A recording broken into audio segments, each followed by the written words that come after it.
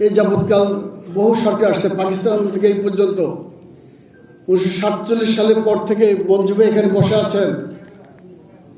উনি প্রেস ক্লাবের সভাপতি ছিলেন, ইত্তেফাক সম্পাদক মন্ডলীর সভাপতি। উনি থেকে আমরা বলতে পারবো যে আজ কোনদিন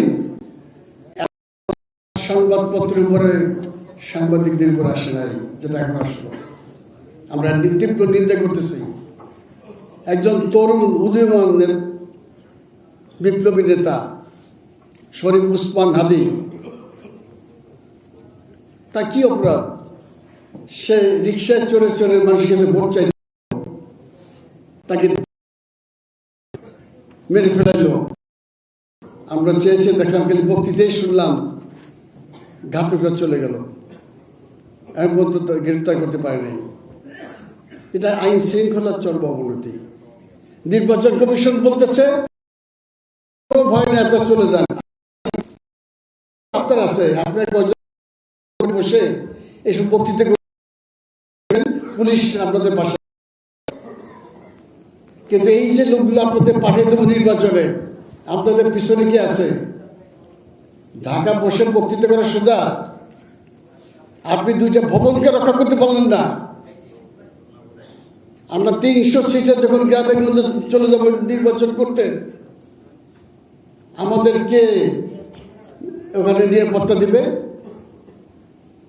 আমরা যখন হাটে বাজারে গ্রামে গঞ্জে রাতের বেলা নির্বাচন প্রচারণায় নামবো, কোন নির্বাচন আইন শৃঙ্খলা বাহিনী আছে যে আমাকে প্রোটেকশন দেবে? এটা কিসের আলামত?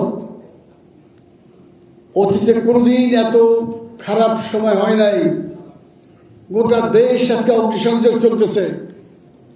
আপনার মতামতের মিল না হলেও, কাউকে পছন্দ না হলেও তার বাড়িতে আগুন লাগাই দেবেন, তার ঘরে আগুন লাগিয়ে দেবেন, পত্রিকা আক্রান্ত করে দেবেন, মব সৃষ্টি করবেন। এইটার জন্য কিন্তু এই বিপ্লব হয় নাই, এই গণঅভ্যুত্থান হয় নাই। একটা সরকার চলে গেছে, আমরা মনে করেছিলাম যে ভালো দিন আসবে, ক্রমিক খারাপ দিন আসছে। সেই তার মধ্যে জাতীয় পার্টির নির্বাচনমুখী দল এরশাদের নেতৃত্বে এবং পরবর্তী সময় আমরা আজ পর্যন্ত 12টি নির্বাচনে কমপক্ষে অংশগ্রহণ করেছি। নির্বাচনে অংশগ্রহণ করা তো কবিরা গুনাহ না রে ভাই।